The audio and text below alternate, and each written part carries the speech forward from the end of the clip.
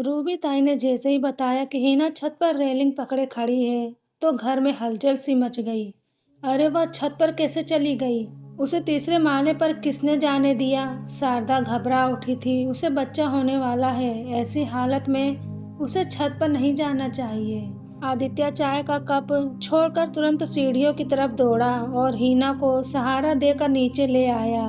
फिर कमरे में ले जाकर उसे बिस्तर पर लिटा दिया। हिना अब भी न जाने कहाँ खोई थी, न जाने किस सोच में डूबी हुई थी। हिना का जीवन एक सपना जैसा ही बना हुआ था। खाना बनाती तो पराठा तवे पर जलता रहता, सब्जी छौंकती तो उसे ढकना भूल जाती, कपड़े प्रेस करती तो उन्हें जला देती। हिना जब बहू के रूप में घर में आई थी तो परिवार व बाहर के लोग उसकी खूबसूरती देखकर मुग्ध हो उठे थे।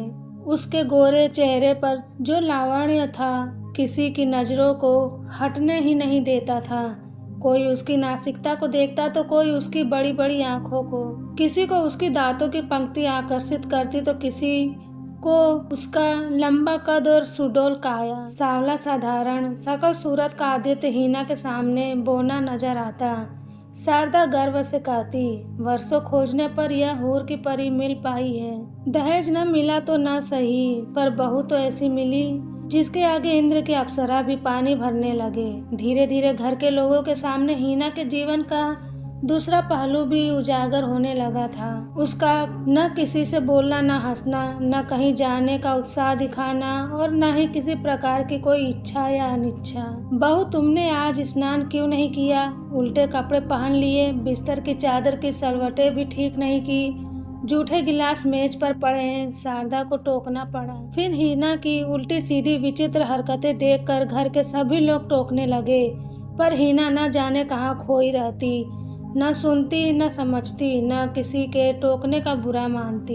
एक दिन हिना ने प्रेस करते समय आदित्य की नई शर्ट जला डाली तो वह क्रोध से भड़क उठा। माँ, यह पगली तुमने मेरे गले से बांध दी है। इसे न कुछ समझ है न कुछ करना आता है। उस दिन सभी ने हिना को खूब डांटा, पर वो पत्थर बनी रही। शारदा दुखी होकर बोली, हिना, तुम कुछ बोलती क्यों नहीं? घर का काम करना नहीं आता तो सीखने का प्रयास करो।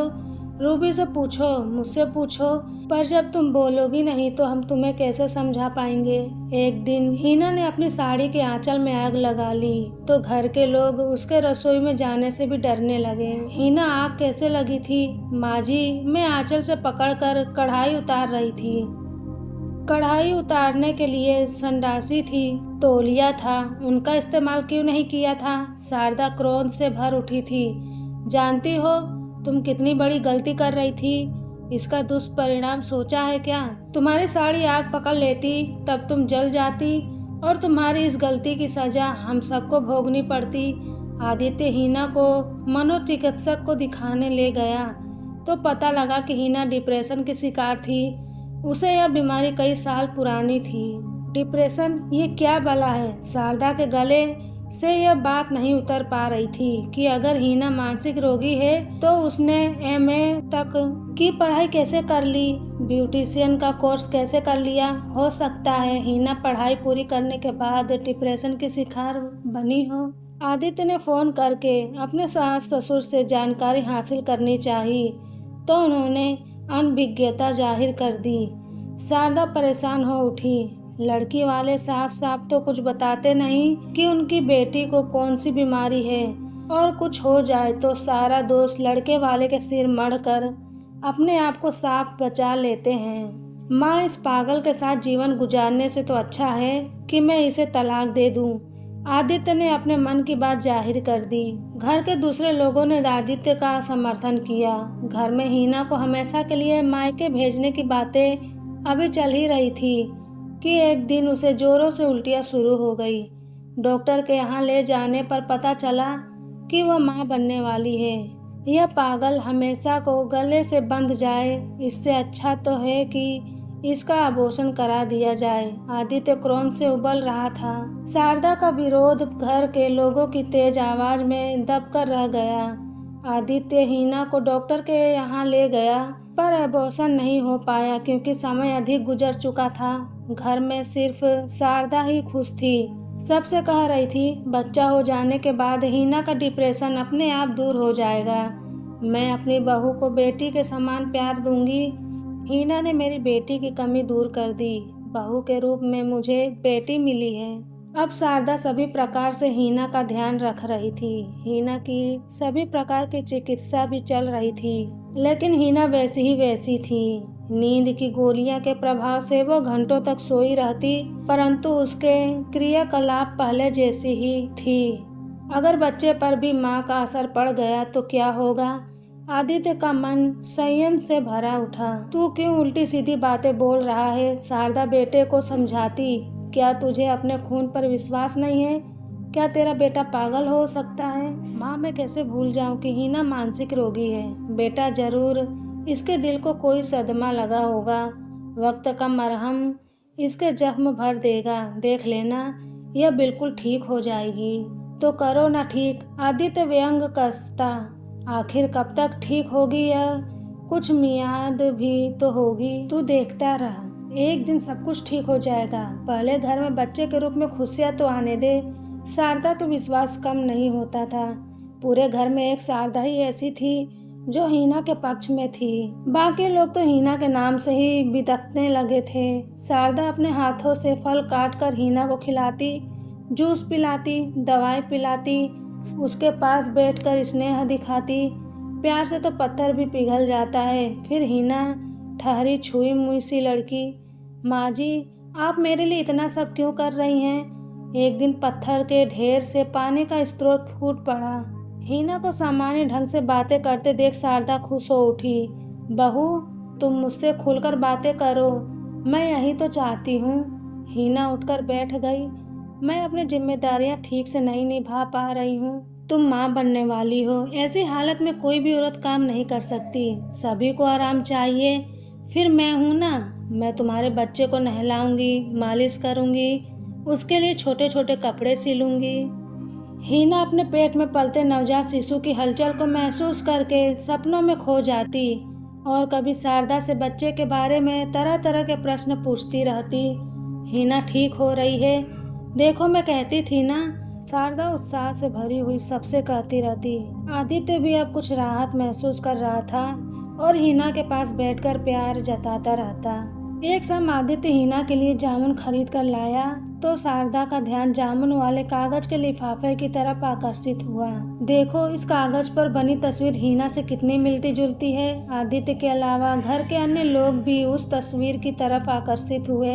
हाँ, सचमुच यह तो दूसरी हिना लग रही है, जैसे हिना की ही जुड़वा बहन हो। क्यों हिना, तुम भी तो कुछ बोलो। हिना का चेहरा उदास हो उठा। उसकी आंखें डबडबा आई। हाँ, यह मेरी ही तस्वीर है। तुम्हारी? घर के लोग आश्चर्य से भर उठे। मैंने कुछ समय मॉडलिंग की थी, पैसा और शौक पूरा करने के लिए। यह काम मुझे बुरा नहीं लग रहा था, पर आप लोग मेरी इस गलती को माफ कर देना। तुमने मॉडलिंग की, पर मॉडल बनना आसान तो नहीं है। मैं अपने कॉलेज के ब्यूटी कॉन्टेस्ट में प्रथम चुनी गई थी। फिर क्या? शारदा ने उसका उत्साह बढ़ाया। बहू, तुम ब्यूटी क्वीन चुनी गई, यह बात तो हम सबके लिए गर्व की है, न कि छिपाने की। फिर इस कंपनी वालों ने खुद ही मुझसे कांटेक्ट करके मुझे अपनी वस्तुओं के विज्ञापनों में लिया था। इतना बताने के बाद हिना हिचकिचा भर कर रोने लगी। काफ़ी देर बाद वह शांत हुई तो बोली, मुझे एक फिल्म में सह अभिनेत्री की भूमिका भी मिली थी, पर मेरे पिताजी व ताऊजी को यह सब पसंद नहीं आया। अब हिना की बिगड़ी मानसिकता का रहस्य शारदा के सामने आने लगा था। हिना ने बताया कि उसके रूढ़िवादी घर वालों ने न सिर्फ उसे घर में बंद रखा बल्कि कई बार उसे मारा पीटा भी गया और उसके फोन सुनने पर भी पाबंदी लगा दी गई थी। शारदा के मन में हिना के प्रति वात्सल्य उमड़ पड़ा था। हिना के मॉडलिंग की बात खुल जाने से उसके मन का बोझ हल्का हो गया था। वह बोली, माँ जी, मुझे डर था कि आप लोग यह सब सुन जानकर मुझे गलत समझने लगेंगे। ऐसा क्यों सोचा तुमने? लोग मॉडलिंग के पैसे को अच्छी सी नज़र से नहीं देखते और ऐसी लड़की की चरित्रहीन समझने लगते हैं। फिर उस लड़की का नाम कई पुरुषों के साथ जोड़ दिया जाता है। मेरे साथ भी यही हुआ था। बेटी, सभी लोग एक जैसे नहीं हुआ करते। आजकल तुम खुश रहा करो। खुश रहोगी तो तुम्हारा बच्चा भी खूबसूरत व निरोग पैदा होगा। शारदा का स्नेह पाकर हिना अपने को धन्य समझ रही थी कि आज के समय में माँ की तरह ध्यान रखने वाली सास भी है, वरना उसने तो सास के बारे में कुछ और ही सुन रखा था। नियत समय पर हिना के एक स्वस्थ बेटे को जन्म दिया तो घर में खुशियां ही शहनाई गूंज उठी। हिना बेटे की किलकारियों में खो गई। पूरे दिन बच्चे के इतने काम थे कि उसके अलावा और कुछ सोचने की उसे फुर्सत ही नहीं थी। एक दिन शारदा की इस बात ने घर में विस्फोटक जैसा वातावरण बना दिया कि हिना धारावाहिक में काम करेगी। पारस मेरी सहेली के पति हैं और वह एक पारिवारिक धारावाहिक बना रहे हैं। उन्होंने हिना को कई बार देखा है और मेरे सामने प्रस्ताव रखा कि आदर्श बहू की भूमिका वह हिना को देना चाहते हैं। माँ, तुम ये क्या कह रही हो? हिना को धारावाहिक में काम दिलवाओगी? वह कहावत भूल गई कि औरत को खूंटे से बांध कर रखना चाहिए। एक बार औरत के कदम घर से बाहर निकल जाएं तो घर में लौटना कठिन रहता है। आदित्य क्रोध से उबल रहा था। शारदा भी क्रोध से भर उठी। क्या मैं औरत नहीं हूँ? पति के मरने के बाद मैंने घर से बाहर जाकर सैकड़ों जिम्मेदारियां पूरी की है। माँ बनकर तुम्हें जन्म दिया और बाप बनकर पाला है। सैकड़ों कष्ट झेले, पैसा कमाने को छोटी छोटी नौकरियां की, कठिन परिश्रम किया, तो क्या मैंने अपना घर उजाड़ लिया? पुरुष तो सभी जगहों पर होते हैं। रूबी ताई भी तो दफ्तर में नौकरी कर रही है। क्या उसने अपना घर उजाड़ लिया?